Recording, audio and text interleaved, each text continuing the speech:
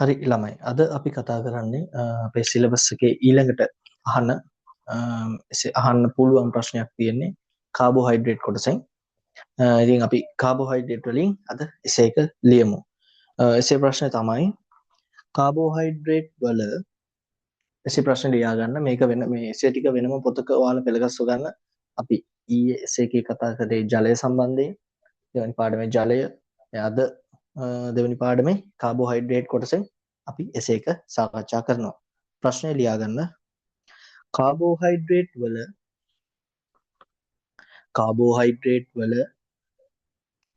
මූලික රසායනික ලක්ෂණ කාබෝහයිඩ්‍රේට් වල මූලික රසායනික ලක්ෂණ හා කාබෝහයිඩ්‍රේට් වල මූලික රසායනික ලක්ෂණ හා කාර්යයන් විස්තර කරන්න. කාබෝහයිඩ්‍රේට් වල මූලික රසායනික ලක්ෂණ හා කාර්යයන් විස්තර කරන්න. හරි, මේ එසේ එක ගත්තාම මේ එසේ එකේ සැකස්ම තමයි මුලින්ම අපි ලියන්න ඕනි කාබෝහයිඩ්‍රේට් වල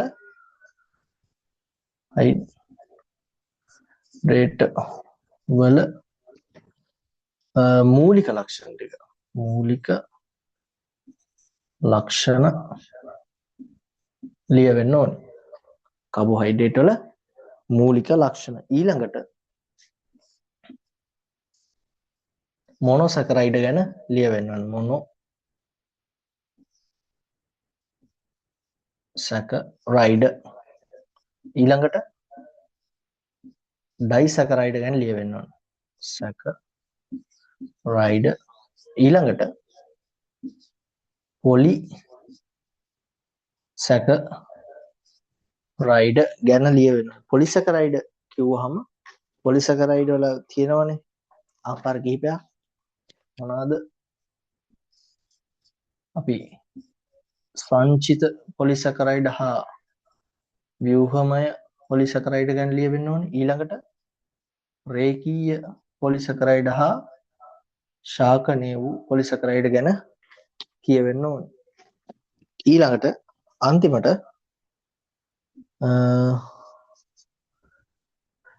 කාබෝහයිඩ්‍රේට් වල කෘත්‍ය ගැන ලියවෙන්න ඕනේ. ඒක මොනොසැකරයිඩ්, ඩයිසැකරයිඩ්, පොලිසැකරයිඩ් ආදී වශයෙන් ලියවෙන්න ඕනේ. හරි, අපි එසේ එකේ මාකින් එක ලියාගෙන යමු. ප්‍රශ්නය තමයි ආයි කියනම ප්‍රශ්නේ කාබෝහයිඩ්‍රේට් වල මූලික රසායනික ලක්ෂණ හා ජෛවීය කාර්යයන් විස්තර කරන්න. ඒ විස්තර කිරීම මේ අනුපිළිවෙලට ගොඩ ගහගෙන, ඒ කියන්නේ පෙළගස්වගෙන යන්න ඕනි. හරි. අපි ලියමු පළවෙනි පොයින්ට් එක. පෘථුවියේ ඇති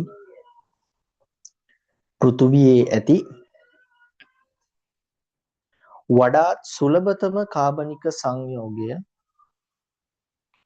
පෘථුවියේ ඇති වඩාත් සුලභතම කාබනික සංයෝගය කාබෝහයිඩ්‍රේට්ය. පෘථුවියේ ඇති වඩාත් සුලභතම කාබනික සංයෝගය කාබෝහයිඩ්‍රේට්ය. දෙවෙනි පොයින්ට් එක. ප්‍රධාන මූලද්‍රව්‍ය සංයුතිය කාබන්, හයිඩ්‍රජන්, ඔක්සිජන්ය. කාබන්, හයිඩ්‍රජන්, ඔක්සිජන්ය. දැන් යන්නේ අපි මෙතන කාබෝහයිඩ්‍රේට් වල මූලික ලක්ෂණ ටික කියාගෙන යන්නේ. ඊළඟට තුන්වෙනි පොයින්ට් එක. කාබන් වල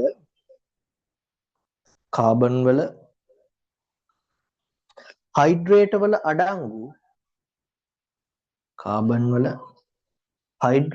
අඩංගු හයිඩ්‍රජන් හා ඔක්සිජන් අනුපාතය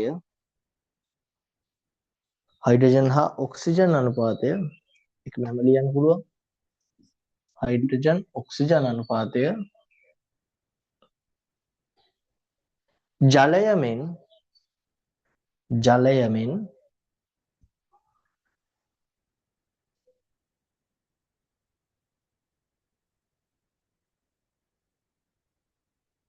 දෙකට එකට සමාන වේ. දෙක පාත එක සමාන වේ. ජලයමින් ඒකට අනුපාතයට සමාන වේ. ඊළඟට හතරවෙනි පොයින්ට් එක පොදු සූත්‍රය CX H2O Y CX H2O Y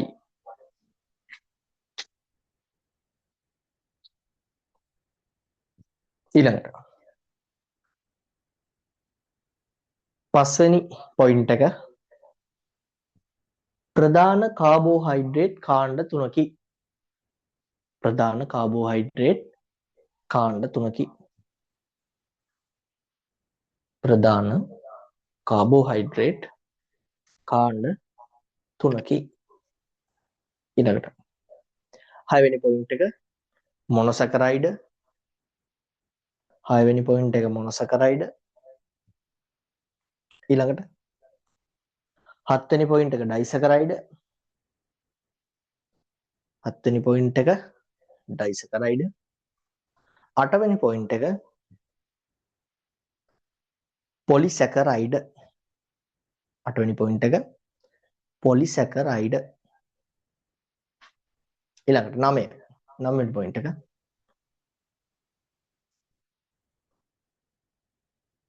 සාමාන්‍යයෙන් කාබෝහයිඩ්‍රේට් වල අඩංගු වේ. සාමාන්‍යයෙන් කාබෝහයිඩ්‍රේට් වල අඩංගු වේ. ඒ කියන්නේ කලින් කිව්ව මොනොසැකරයිඩ්, ඩයිසැකරයිඩ්, පොලිසැකරයිඩ් ඒවා කාබෝහයිඩ්‍රේට් වලට අඩංගු වෙනවා කියලා තමයි මේ කියන්නේ. පැහැදිලි නේද? කාබෝහයිඩ්‍රේට් වලට අඩංගු වේ. ඊළඟට 10 වෙනි පොයින්ට් එක සරලතම කාබෝහයිඩ්‍රේට් කාණ්ඩය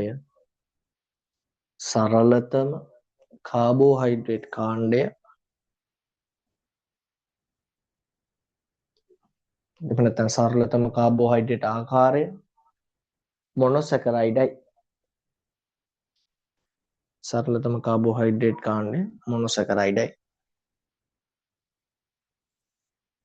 එහි අණුක සූත්‍රය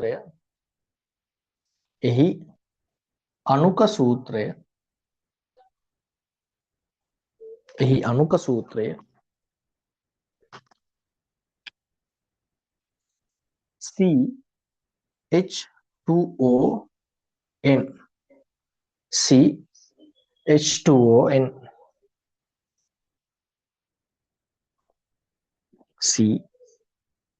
CH2ON CH2ON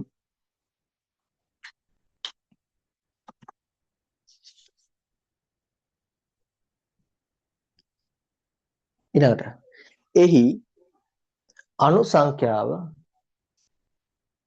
එහි කාබන් පරමාණු සංඛ්‍යාව කියලා එකයි. එහි කාබන් පරමාණු සංඛ්‍යාව 3 සිට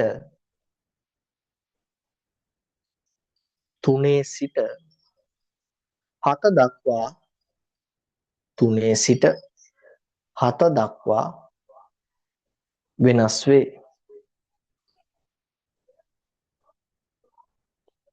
3 සිට 7 දක්වා වෙනස් වේ. දැන් අපි යන්නේ මොනොසැකරයිඩ් ටිකේ. මෙතන මේ ටික ඉවරයි.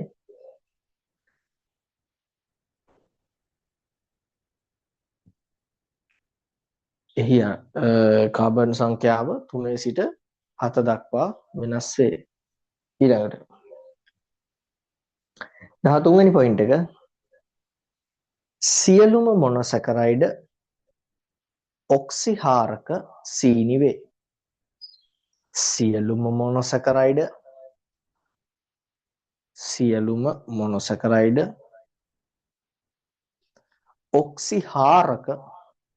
ඔක්සිහාරක සීනි වේ. ඊළඟට 14 වෙනි පොයින්ට් එක ජලයේ ද්‍රාව්‍ය වේ. ජලයේ ද්‍රාව්‍යයි. ඊළඟට 15 වෙනි පොයින්ට් එක. ස්පටික ආකාරයෙන් පවතී. ස්පටික ආකාරයෙන් පවතී.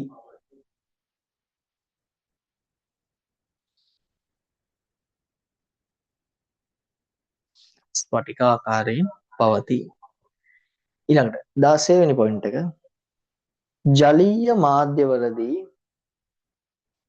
ජලීය මාධ්‍යවලදී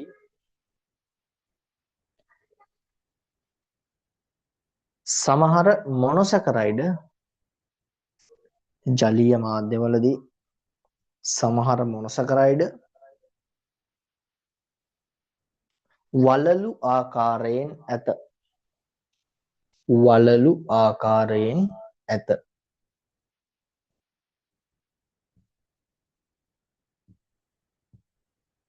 ඊළඟට 17 වෙනි පොයින්ට් එක. මොනොසැකරයිඩ් අණු දෙකක්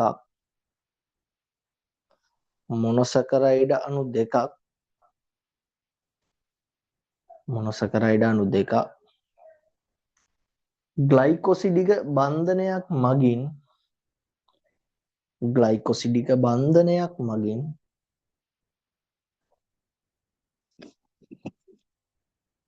බැඳීමෙන් සෑදෙන මොනොසැකරයිඩ් අණු දෙකක් ග්ලයිකොසිඩික බන්ධනයක් මගින් බැඳීමෙන් සෑදෙන සීනි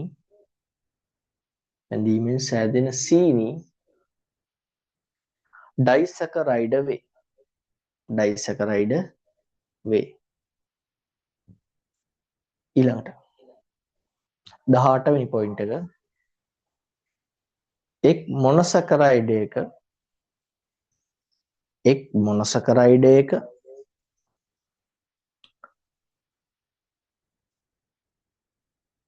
OH කාණ්ඩය හා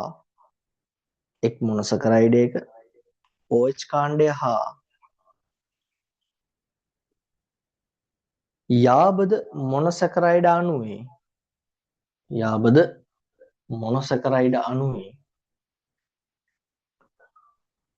හයිඩ්‍රජන් පරමාණුව සම්බන්ධ වී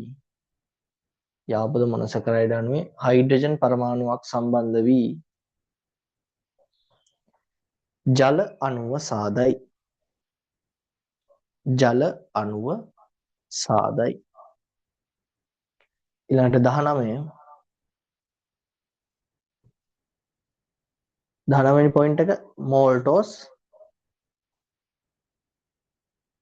19 වෙනි පොයින්ට් එක. මෝල්ටෝස්. ඊළඟට 20 වෙනි පොයින්ට් එක. ලැක්ටෝස්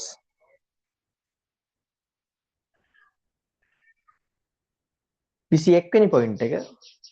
ඔක්සිහාරක සීනි වේ. මෝල්ටෝස් ලැක්ටෝස් ඔක්සිහාරක සීනි වේ. ඊළඟට 22 වෙනි පොයින්ට් එක. සුක්‍රෝස්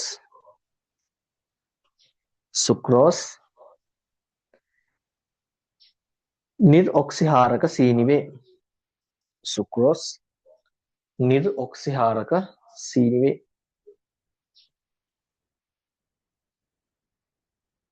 ඊළඟට 24 වෙනි පොයින්ට් එක. පොලිසැකරයිඩ්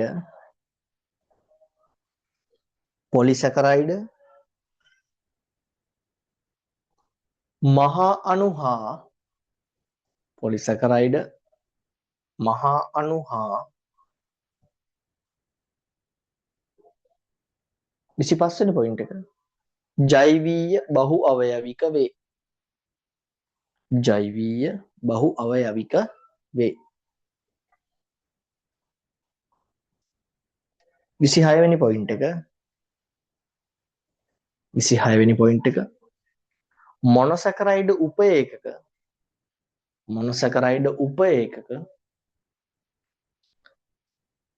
මොනොසැකරයිඩ් උපේකක සිය ගණනක සිට සිය ගණනක සිට දහස් ගණනකින් මොනොසැකරයිඩ් උපේකක සිය ගණනක සිට දහස් ගණනකින් පොලිසැකරයිඩ සෑදී ඇත. පොලිසැකරයිඩ සෑදී ඇත. ඊළඟට 28 ජලයේ ස්පටිකීකරණය නොවේ. ස්පටිකීකරණය නොවේ. 28 වෙනි පොයින්ට් එක ජලයේ අද්‍රාව්‍යයි. ජලයේ අද්‍රාව්‍යයි. 29 වෙනි පොයින්ට් එක සීනි ලෙස නොසලකයි. 29 වෙනි පොයින්ට් එක සීනි ලෙස නොසලකයි. ඊළඟට 30 වෙනි පොයින්ට් එක ඉටු කරන කෘත්‍ය අනුව පොලිසැකරයිඩ සංචිත පොලිසැකරයිඩ හා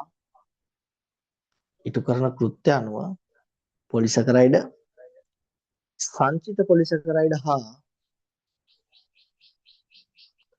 31 වෙනි පොයින්ට් එක ව්‍යුහමය පොලිසැකරයිඩ ලෙස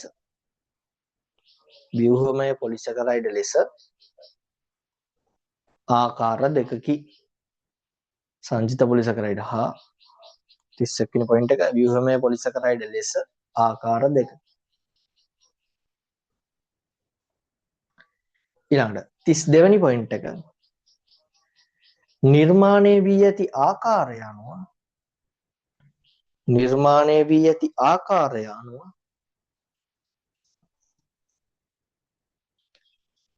පොලිසැකරයිඩ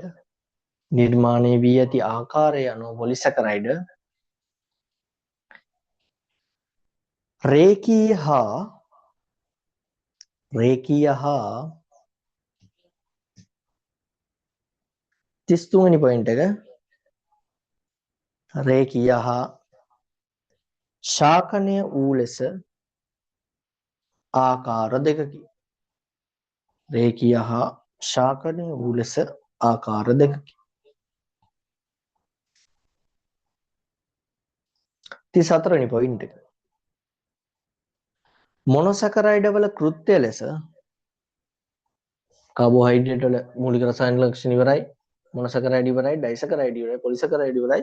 සංචිත ව්‍යුහමය රේඛීය ශාකනය වූ කතා කරලා ඉවරයි. දැන් කාබෝහයිඩ්‍රේට් වල කෘත්‍ය වලට එන්නේ. දැන් මොනොසැකරයිඩ් වල කෘත්‍ය තමයි කියවගෙන යන්නේ. මොනොසැකරයිඩ් වල කෘත්‍ය ලෙස ශක්ති ප්‍රභවයක් ලෙස ක්‍රියා කරයි. මොනොසැකරයිඩ් වල කෘත්‍ය ලෙස 34 වෙනි පොයින්ට් එක ශක්ති ප්‍රභවයක් ලෙස ක්‍රියා කරයි. ඊළඟට 35 වෙනි පොයින්ට් එක ඩයිසැකරයිඩ්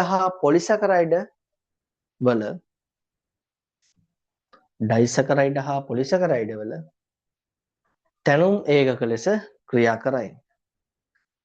ඩයිසැකරයිඩ් හා පොලිසැකරයිඩ් වල තැනුම් ඒකක ලෙස ක්‍රියා කරයි. ඊළඟට 36 වෙනි පොයින්ට් එක නියුක්ලියෝටයිඩ් වල සංඝටකයකි.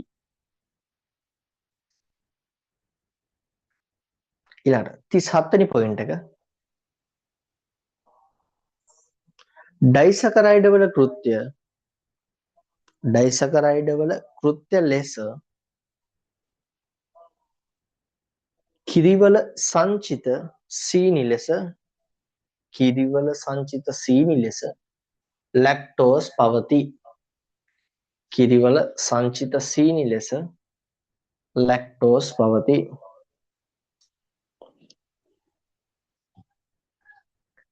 ඊළඟට 38 වෙනි පොයින්ට් එක ෆ්ලෝයමේ තුල පරිවහණයට සුක්‍රෝස් ඇත. ෆ්ලෝයමේ තුල පරිවහණයට සුක්‍රෝස් කියලා විතර ලියන්නකො. ෆ්ලෝයම ඇතුළු පරිවහනයට සුක්‍රෝස්. ඊළඟට 39 වෙනි පොයින්ට් එක උක්ෂාකයේ සංචිත සීනි ලෙස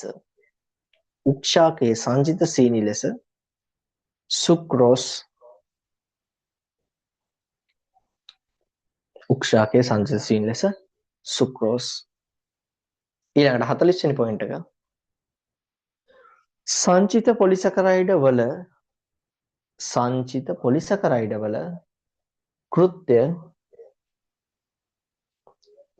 පොලිසැකරයිඩ වල කෘත්‍ය ශාක හා හරිත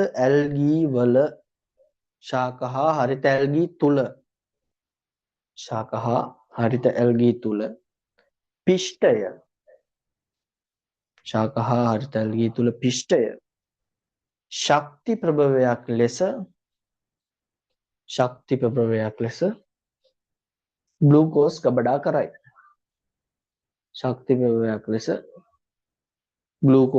ගබඩා කරයි. ඊළඟට 41 වෙනි පොයින්ට් එක සත්වයන් හා දිලීර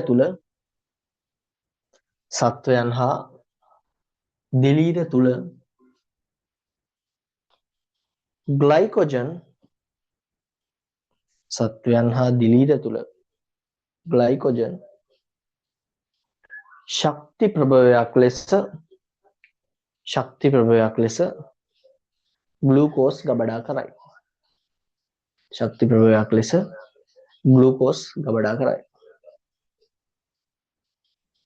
ඊළඟ 42 වෙනි පොයින්ට් එක ඩේලියා ආකන්ද තුල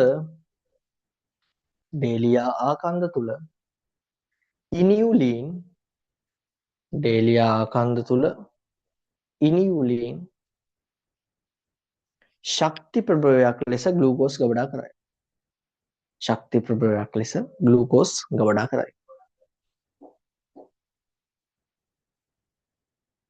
43 වෙනි පොයින්ට් එක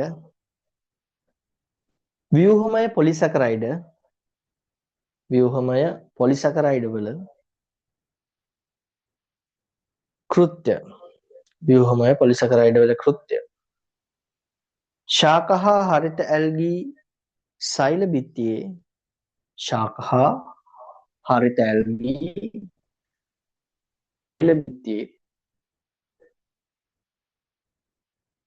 හා හරිත ඇල්ගී සෛල බිත්තියේ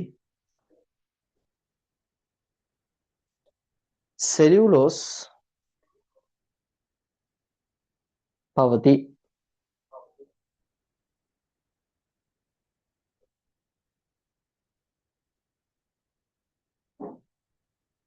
ඊළඟට ශාක පටකවල 44 වෙනි පොයින්ට් එක ශාක පටකවල මධ්‍ය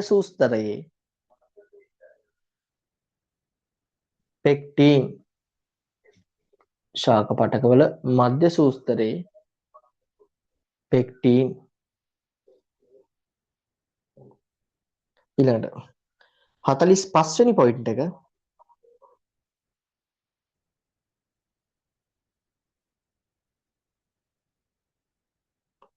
ශාක සෛල බිත්තියේ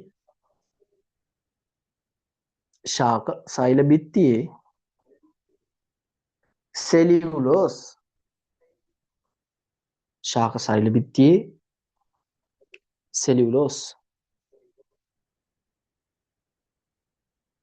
ඊළඟට 46 වෙනි පොයින්ට් එක දිලීර සෛල බිත්තියේ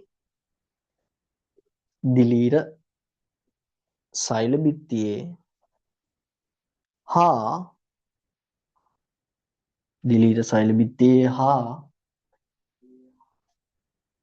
ආත්‍රපෝඩාවන්ගේ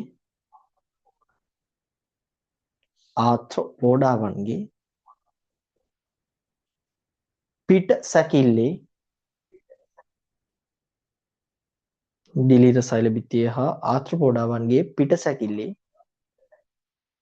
chitin.